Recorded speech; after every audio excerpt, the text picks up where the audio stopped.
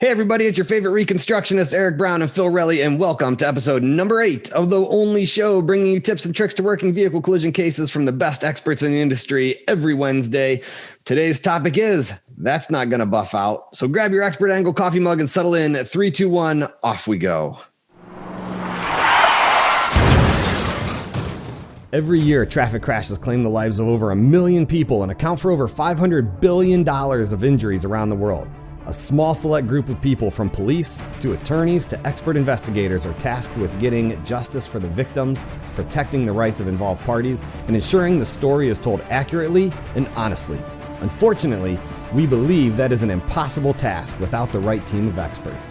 If you agree, then keep on listening for actionable tips from leading experts across various industries that you can start taking today to elevate your professional game. If you disagree, then tune in anyway and let us convince you with our ideas.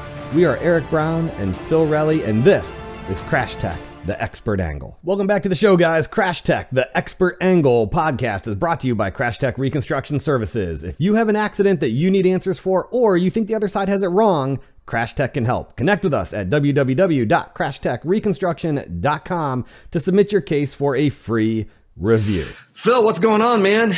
Good morning to the guys up north. Yeah. All right. So today is a special show, guys. And it's not because our guest is special. He is sort of special. He's special to us. In our hearts. Yeah.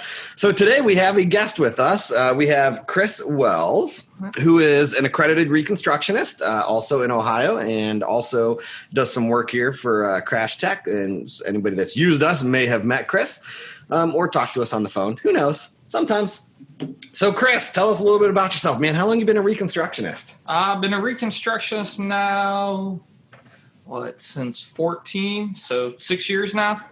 Had my accreditation for 3. Okay, all right. And you're a current police officer? Yep, 8 years now. All right, for really an inner city department. Yeah, larger department. We got our own traffic bureau. Been there 6 of my 8 years, doing over 1,000 crashes here in my short time, and now I'm in enforcement, ruining people's days, writing tickets. It happens. Sometimes those are the fun days. So yeah, I get it. But you're also part of the county's multi-jurisdictional crash team. I am. All right. So you still come out, even though you do enforcement, you still come out and investigate fatals and serious injury crashes and stuff like that all over the county. Yep. Still getting those late night phone calls. All right. And now you've taken over running the training for the crash team. Yeah, I have. That's super fun. It is. I love doing the training part. All right. So today, and one of the reasons I wanted to have you on here, so Chris has a couple of specialties. He has really taken an interest in pedestrian crashes. And so he has done a lot of training when it comes to pedestrians, and the last training he did for the crash team was doing vehicle inspections. So I thought this would be kind of a good show to combine. And since we've been going down the road of vehicle inspections and CDR downloads and things like that, I thought this would be kind of a good place to put this show and talk a little bit about the importance of vehicle inspections and what we can find from the evidence and things like that. So I don't know, Phil, what are your thoughts on this whole topic of vehicle inspections? Important, not important? I'd skip it. Don't even waste your time. Yeah, tow the car from the scene. If you can actually investigate the crash via Zoom, that would be the best way to go. But just ask the investigator to hold up their phone and do a walk around of the car on Skype. Yeah, that's good enough. Like that. Yeah, that's good enough. Right. No, vehicle inspections is crucial. Depending on the case you got, if you have a pedestrian case, absolutely. And understanding what it is you're looking for. I mean, the shiny object syndrome applies to inspections as well. You can get so attracted to this area of damage over here when that's really not where your focus needs to be. So just like everything else, know what you're looking for. And when you see it, what are you actually seeing? So being able to interpret what you're seeing too and how it applies.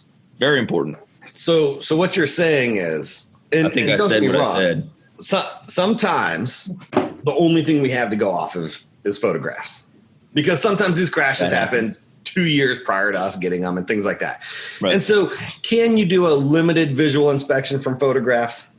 If you got the right photographs, sure. Yeah. If you don't, it's very limited. But if you can get the access to the vehicle, what do you think? Just the exterior inspection, interior inspection, just as important? Absolutely. Okay. Chris, what do you think, man? Oh yeah, you gotta hit the whole thing. There's we had a rollover a while ago. Everybody's like, I came out the sunroof. Me and you looked at it and we went, sunroof's intact over here, and he's laying before that. We look at him, we're like, well, he hit the headliner. Yeah. But he definitely didn't go out that sunroof. Yeah. So you gotta look at everything. So let's start with, because it's the easily, I guess, identifiable part of the car, it would be the exterior. So on the exterior, some of the stuff that we can learn from it, especially if you have two cars, car versus car, right, is how it impacted the other vehicle and how they interacted, right? And important because when you get into momentum and doing your calculations and everything, right, we're looking at angles, stuff like that. And man, I mean, I don't know about you, Phil. Have you ever actually put two cars back together after they've impacted, like at a tow yard?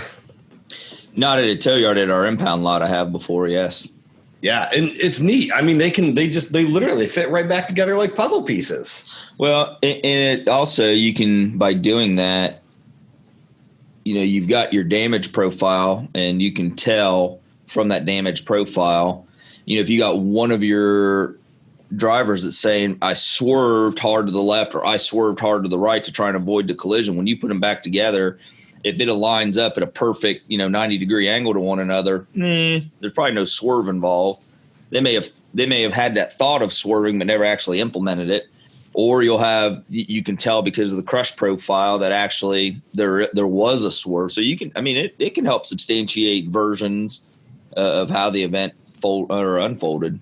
Yeah. Plus on the tires too. I mean, if you get a big swerve event, and we can get to the vehicle soon enough, especially on scene, once you start rolling the tires, you're destroying the evidence. But on a swerve, I mean, you're going to see evidence on the sidewall, the tires, things like that. So yeah, I mean, the faster that people can either get out to do the vehicle inspection or get, a reconstructionist out to do the inspection, man, I mean, so much the better. And don't get me wrong, vehicle inspections, this is one of the places, and we've talked about the difference between reconstructionists and engineers and things like that. And this is one of the places that engineers will also shine equally, just like a reconstructionist, because this is what they do, is design vehicles and stuff, especially if you have an automotive engineer. This is one of their strong suits. So, as far as the exterior goes, I mean, Chris, talk to us a little bit about, when a vehicle hits a pedestrian. I mean, what are we looking for? What can we learn from that? I mean, is there anything we can learn from it? Oh, those ones they're a wealth of knowledge, because when you got that pedestrian striking that vehicle, it leaves evidence, clear evidence of where that body was going. When they hit the windshield, a lot of times you're going to find that hair in there. You're going to know, yep, that's where my head strike was. If the vehicle drives under him because he's just moving so much faster, you're going to see skin transfer across the top of that car. If he's running across the road, you're going to see him go from one side of the car, like the front left corner, all the way across the hood to the driver's side. I mean, it's going to tell you their momentum. It's going to help you figure out the speeds of the car. You really got to get that inspection in there. And I would say arguably on pedestrian crashes too. I mean, that's, I would say your evidence probably disappears a lot faster than a car versus car. It does. You want to get to them quick, because we all know nobody's letting cars, putting them inside. So they stay overnight. That dew hits it. You've lost that skin evidence. It's gone quick. Yeah. So you want to get to them at the scene or very shortly after. You don't want them sitting for 2-3 weeks, because you aren't going to have what you need. Yeah. Speaking of pedestrian crashes, craziest thing you've ever seen with a pedestrian crash, I would say mine would be, we had a pedestrian crash actually for the city Chris works for. And the car hit our pedestrian so fast that it left an imprint of his jeans, because he was wearing jeans, and it left that fabric imprint on the front bumper of the car. Mm-hmm. You could still see it where the front bumper struck his leg. It was incredible. I don't know. What do you think? Craziest thing you've ever seen with a pedestrian crash on an inspection? On inspection, Chris is like, I just look at the photographs. No. Unfortunately, our city has a pretty good track record of whapping pedestrians. So it's one of those crazy things. What gets normal to see? Hold on, let me clarify. Does the city have a track record, or the drivers that live in the city? Live in the city have a track record. Probably the craziest one is a recent one where. Yeah, it was the same thing. You could see the impact where the leg and I think the best one was probably the guy with the cane we had. The cane got hit and you could see the impact mark, and we actually were able to take that cane and put it right up against and go, yep, this is the part of the car, 100%, no ifs, ands, or buts. Yeah. It hit. That one was pretty cool. Phil, anything crazy you've ever seen during an inspection? I wouldn't say crazy. I think it's more of just what you expect to see. The way to bring me down. I would say probably Phil doesn't get excited about the best for me. I guess would be the section of scalp and hair embedded in the windshield. Yeah, those are, and it's so clear. It's so clear cut. Yeah, it's just no question, what that is and where the contact point is, which is very helpful for you as the investigator and reconstructionist moving forward. I mean, it really aids in getting you down the right path, which we've talked about before. So on the exterior inspection, I mean, we touched on it, and I don't want to go too far down the rabbit hole here, because we actually have a show coming up where we're going to talk about tires. But I would say arguably too, for me, one of my favorite things that I look at when I do the exterior inspection on the vehicle is the wheels and tires, because it's so crucial. I mean, talk about post-impact movement and stuff like that. And it makes such a big difference if you have a pinned wheel, flat tire, all your wheels are still free rolling. And me and Chris actually have done some testing with tires that we did just like our parents told us to do, right? Where you overinflate them by 10%. And we did tires that we ran almost flat and tires properly inflated and things like that. And the results were amazing. Yeah, that's I think we even went to the max PSI at one point that the tire. Yeah, we went to like popping point. Oh man, talk about scary when you start filling them up with air and then that overinflation. Yeah, it was kind of crazy. It was not the results we were expecting. Yeah, and like I said, and we'll get into that in the tire show. It's neat though, but man, wheels and tires just have such a major impact on these inspections, as well as brakes. And if you have access to the car, you need to make sure that your investigator is getting in there and pulling the wheels off and actually looking at the brakes of the car, because it plays such a crucial role, especially if you had a loss of stability or a vehicle didn't stop in time and hit a pedestrian. Man, it's critical. It's absolutely critical to know, if the brakes of that car were working properly, if they weren't, things like that. And then you get into the interior inspections. So interior, and I think Phil, you had this class too, didn't you? The forensic aspects. Mm-hmm. Did you ever do the forensic aspects? Talk about blood patterns and stuff like that. I know I have. I've seen that. I don't know if I took the actual forensics. Okay, yeah. Class. So we had one of, I would say, arguably, in my opinion, probably one of the top medical examiners out there come in and teach the class. I mean, Phil, I think you had the same medical examiner come in and teach it, didn't you? Yeah, no, I've actually consulted with that medical examiner probably a couple dozen times. I mean, what a resource. Yeah, for guidance. It's so crazy. So on the interior of the vehicle, right? And so in a vehicle crash, really you have three collisions that are taking place, right? You have the car versus car. Then you have your body versus car. So on the interior of the vehicle, let's just take a front end collision, right? So front of the car hits another object. Then your body that's inside the car is going to come forward and it's going to hit something, whether it be the seatbelt, steering wheel, dashboard, windshield, something, right?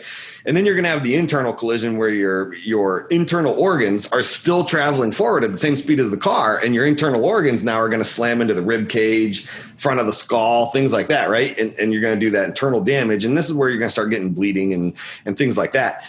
And so on the interior inspection, again, I mean, it's so important, and a lot of people overlook it because they're like, well, really, I just need the car versus car aspect and things like that. But is it not important to know by your blood patterns inside the car and things like that? I mean, was this injury caused from the impact, or did they have an injury that then just was dripping blood, or was it, an actual impact injury, things like that? So when you start looking at mechanism of injury, this becomes incredibly important, and then plus, I mean, what else can we learn from our interior inspections that are important to look at? Well, you can have, I mean, you have that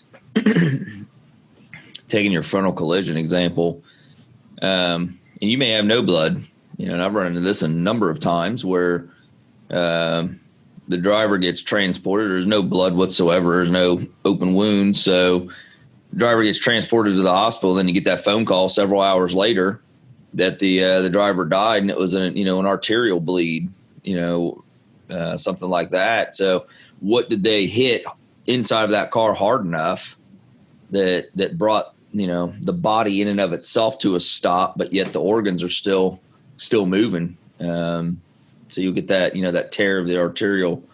But I mean, a lot of times, that you see that more often with the older population. But with a younger driver, it's possible as well. So you need to be looking at the inside of the vehicle to figure out where they would have hit, what they would have hit. Yeah, absolutely. Yeah, I know we've had ones where, you get there and people are out of the car and they're like, oh, I wasn't driving, I was the passenger. And you look at that passenger seat, you just see this blood sitting on the back of the seat, and you're going, if you're sitting there, how's the blood on the back of the seat here? It should be on you. Right. Or you have the drip patterns, and the drips are going across the passenger side of the car. Yeah. And, things like that. I mean, that stuff is, think about this in the civil realm, right? I mean, how do you know that you're actually coming after the right driver, or being able to put a driver back in the correct seat to be able to determine whose insurance company's at fault and things like that, and who's got the liability limits. And I mean, this stuff becomes really, really important.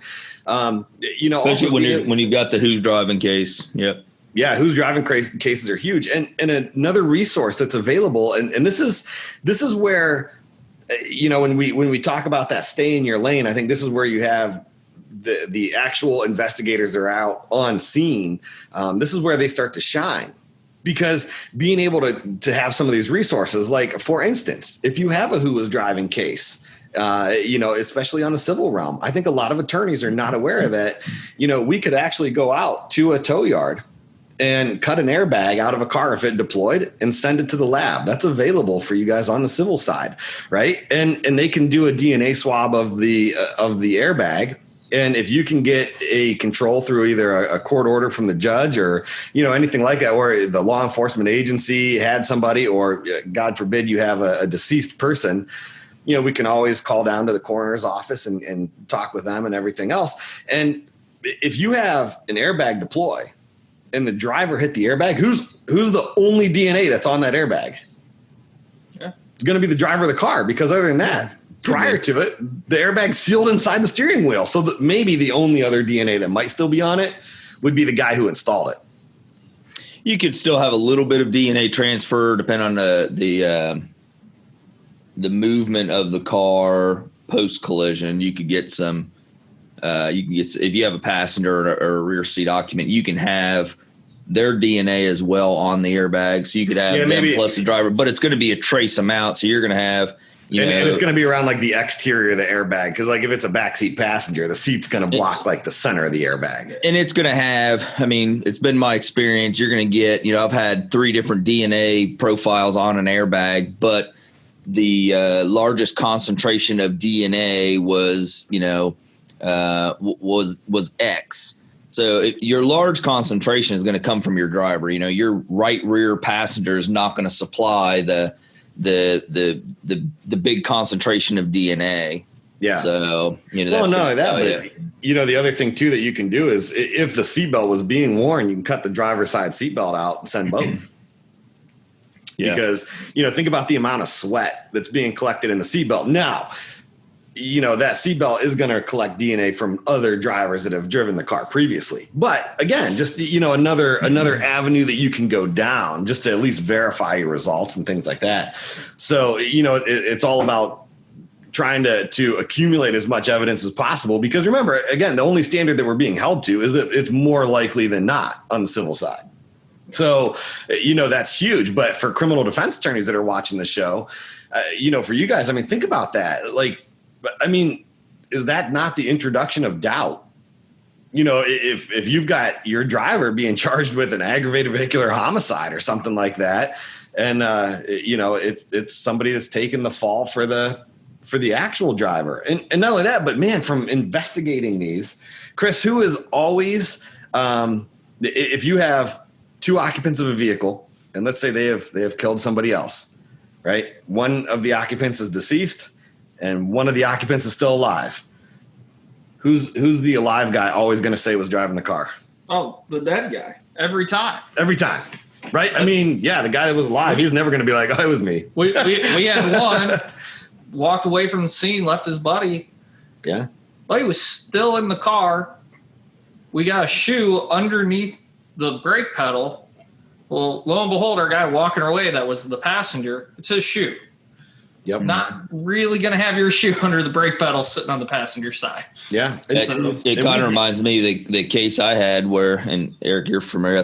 Chris, that case may have been before your time, but if you remember, Eric, the one that I had in Southern Ohio where the survivor got out and moved his girlfriend from the passenger seat, drug her around. Oh, yeah. Set her in the driver's seat of the car, and he got in the passenger seat. Yeah. I mean, it's crazy what people will do. Yeah, when they have that deer in headlights moment, like, oh crap, I might get in trouble for this. Yeah. And so when you get into a civil case, man, this stuff is it's so important, because think about that. Like, man, wouldn't you hate for that information to come out during an actual trial? Oh yeah. Like, your case is set, you've got everybody tied into this thing, you've investigated, or you've invested tons of time, tons of money, tons of resources, and then this comes out in trial.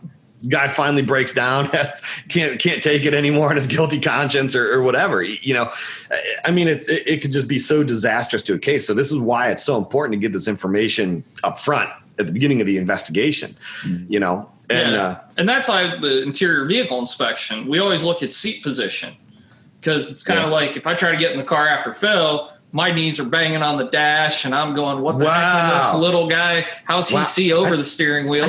I think he's calling you short. For the record, I don't think Phil's that short. You're what, like 5'4", right? Just sit there and have he's hot at height. You two just sit up there and collaborate. How about that? But I mean, we've had that where the guy who's 6 foot tall is like, oh yeah, my girl was driving, and you see her, and she is 5'4", 5'5", and you're like, yeah, I don't even think she can reach the pedal with the seat where it is. Yeah. And it's and when it comes to interior inspections, I mean, it's very useful with injury pattern lineup. If especially in a who was driving case, and you have that a lot with impaired driving crashes, whether they're fatality or serious injury, where people will deny being a driver. But if you've got a perfectly round head impression just ahead of the steering wheel in the windshield going from the inside towards the outside, and the person who says they weren't driving, has glass embedded. I mean, it's stuff like that, unless, and you never know. They could have been transporting a pumpkin during Halloween. True. But I would say as long as it didn't happen in fall, like if it didn't happen during like prime gourd season, yeah, I think you're pretty. Like Phil works the Pumpkin Fest all the time, I think, right? So I mean, if you have a crash heading there, you might have some questions. Possible, yeah. But other than that, along these same lines, though, that's why I think it's imperative to, if you get to the scene, and for, I know I've always told officers that I've worked with or collaborated with over the years, keep your tow company out of that car, because they're so quick to want to climb inside of it to put the car in neutral because it's easier on their equipment to drag it up on the rollback. But stay out of the car, because that's an argument you're going to have. And for a PI attorney, that's something to think about. Yeah. You know, that your tow yard is going to be in it at the scene to get it on the rollback. They're going to be in it again to get it off the rollback. And then they're probably going to be in it again to secure it or throw stuff back in and so on. So how many times you go into the tow yard and had to unpack the front seat because they took all the debris from all the vehicles involved and shoveled it into the driver's seat. Yeah. Yeah. And that's the one we always argue with our tow company. I'm like, you got trash bags, fill them up. Do not put that stuff in my car. Well, and so think about that, you know, to give a little bit of, you know, thought process here for the criminal defense attorneys that listen and also the PI attorneys. You know, the criminal defense attorneys, one, if that car has been refilled up with all this debris, especially debris that wasn't from that car, you know, is there any kind of evidence problems here? I mean, are you starting to cross-contaminate evidence and things like that? You may have that issue. And for the PI attorneys, same thing. Think about that when you're deposing your officers, right? Well, and I mean, so you have a big evidence preservation issue if they're just cross-contaminating vehicles and fluids and possible DNA, all this stuff. This becomes very, very, very critical, this cross-contamination argument on a collision, again, who was driving, where the glass is – it's a summertime, either glass is broken out or the windows are down, or it's a convertible or a Jeep or what have you, and the top's off.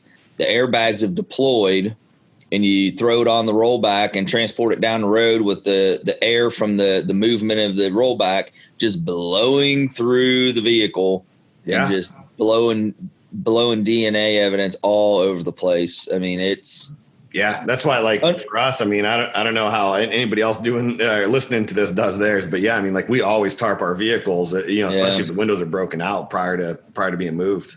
You know, and it's something to think about, like, I guess on a criminal defense side, but, you know, for even a PI attorney, you know, there's this thought process of we got to get the roadway opened up as soon as possible. And that seems to be border to border, you know, coast to coast, you know, get the cars loaded up, get the scene cleared up, and then we'll investigate everything, you know, at the tow yard and everything else. Once you leave that location, things change dramatically. Yeah. And you make it harder on yourself. You know, and from a stance of, you know, private reconstructions, it really can complicate things for us as well, because evidence oftentimes changes depending on who all's been in the vehicle. Yeah. You know?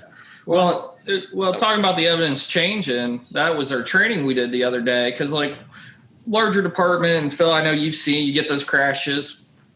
Who's our biggest evidence destroyers? Oh man, we're gonna get hate mail. We're gonna get hate mail for it. Yeah. So this hate mail commonly needs to be referred to as the evidence eradication team. Yeah. So this hate mail direct towards Chris Wells, because he brought this up. This was not me and Phil, so don't blame us for this. I did, but the training I did, I actually brought them out. And for those who don't know the evidence eradication squad, it would be the fire department. Yeah. Who come out and, you know, they got the main thing of anything, life-saving measures. So we know.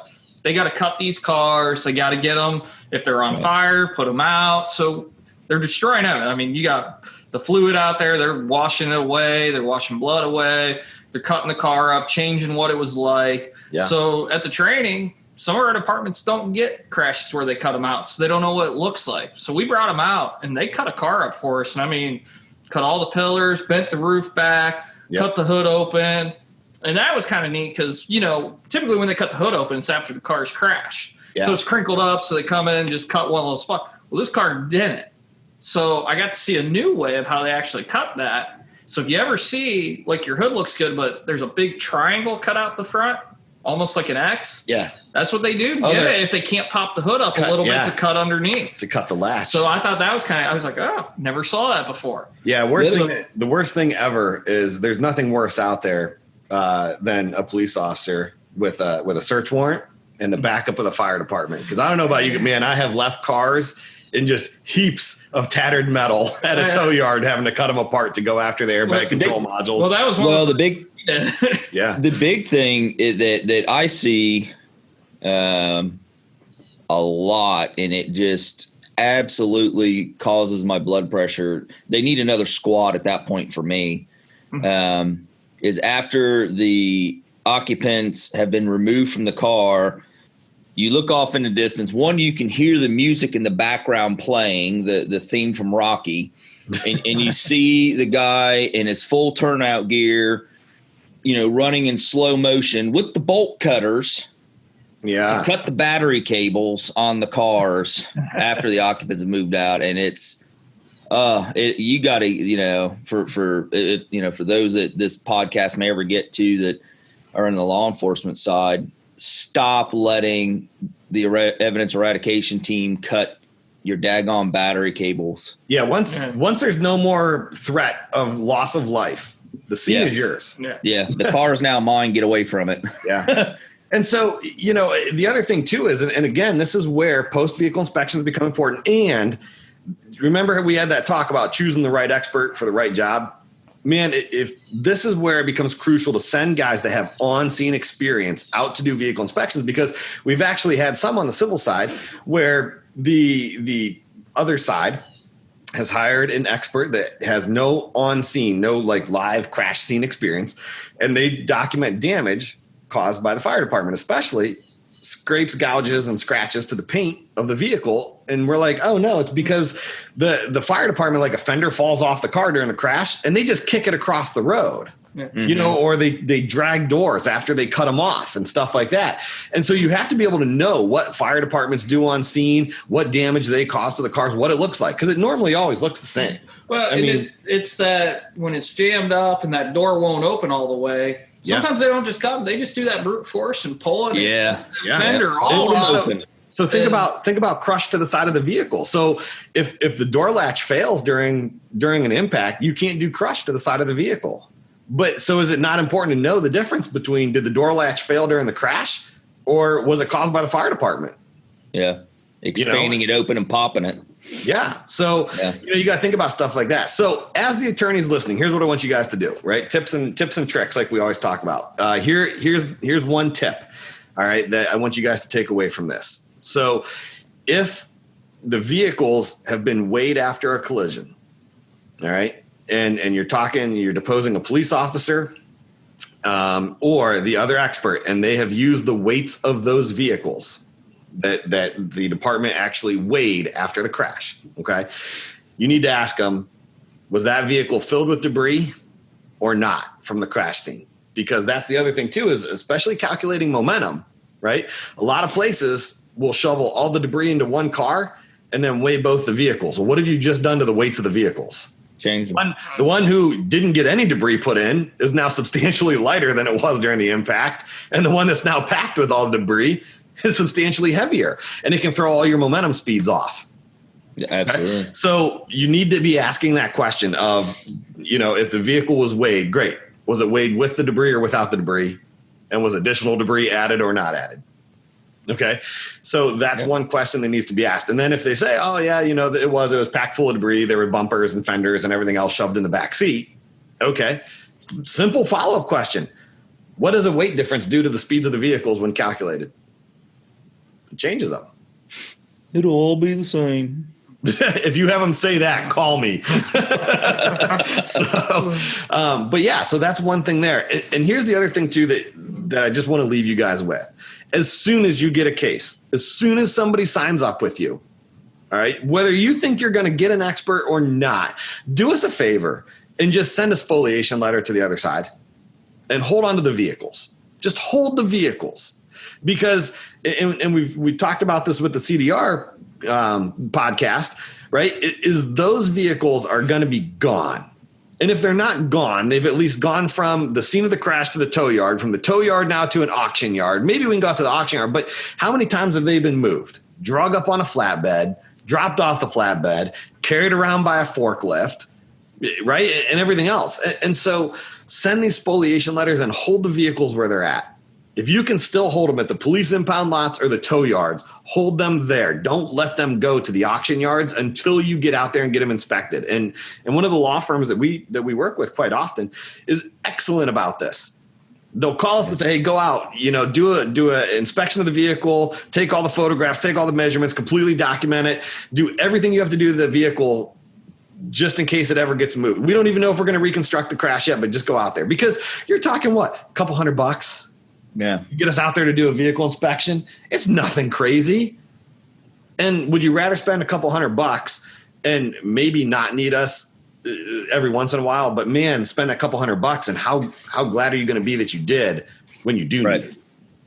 So think about that when you guys get these crashes. As soon as you sign up, don't wait. Send a spoliation letter because one, that's free, right? I mean, you might have to pay your paralegal, but you're not wrapping up any cost in it, and just get that evidence held for us, or whatever expert you're going to use. So we're actually running up against our clock here. Phil, final thoughts, man. I'm tired this morning.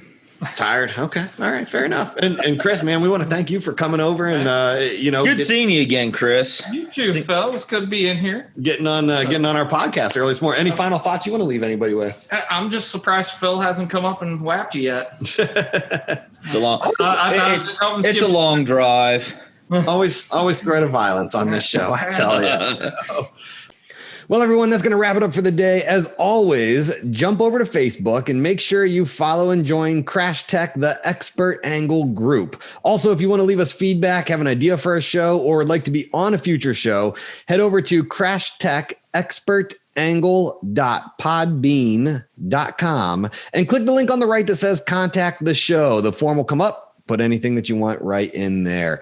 If you want more information on expert consulting services or training, visit us online at www.crashtechreconstruction.com. And finally, if you're a PI attorney, make sure you request to join the Crash Site Facebook group. Or if you're a defense attorney, make sure you request to join the Crash Site Defense Facebook group. Neither site contains any ads or spam. It's just a private community that brings experts from all different areas together with attorneys to collaborate or ask questions. So again, guys, thanks for tuning in. And remember, always leave your accident victims better off than you found them, because at the end of the day, everything we're doing is for them.